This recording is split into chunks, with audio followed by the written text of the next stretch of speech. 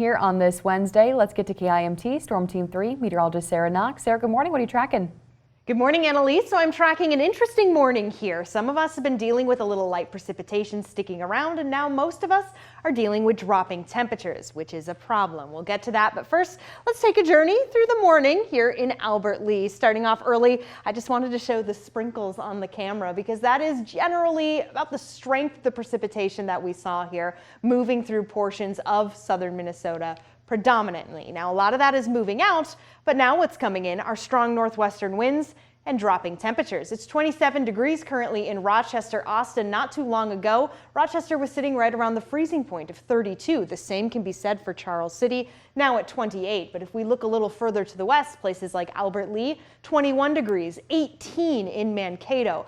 This is what the example is of these temperatures falling below that freezing point and causing some headaches on roadways. Not to mention for anybody who has to go out and about on the sidewalks, they could be starting to get icy. Now, I might need a jacket a little heavier than this as we go through the day, especially if you're further to the west where temperatures are in the teens. Otherwise, not a bad idea to have the umbrella or at least a hat, the backpack for kids headed to school. And I still have rain boots in here because some of us are still waking up to plenty of puddles as opposed to the ice. But with these strong northwestern winds coming in, these temperatures continuing to drop, that is where the concern is. Speaking of the winds, we're at 25-mile-per-hour sustained winds in Rochester, 28 in Mason City, as well as Mankato.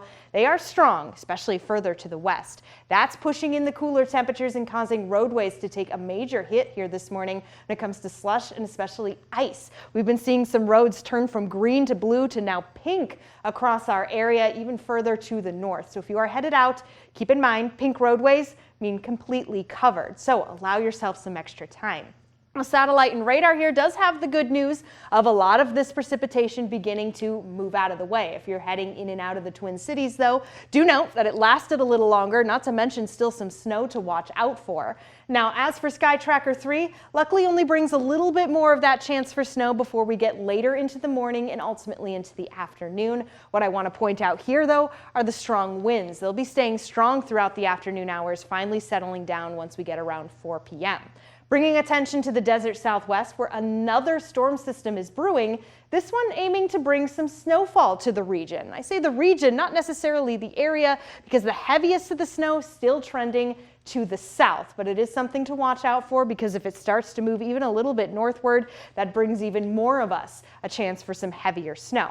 But here on the 7-day forecast, where the weekend is always in view, left the snow chance, of course, because we could be seeing some minor accumulation as we do go into our Thursday, but note, it could get heavier.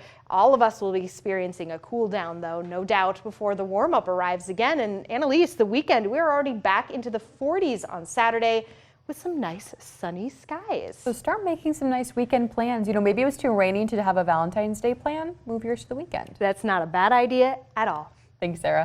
You're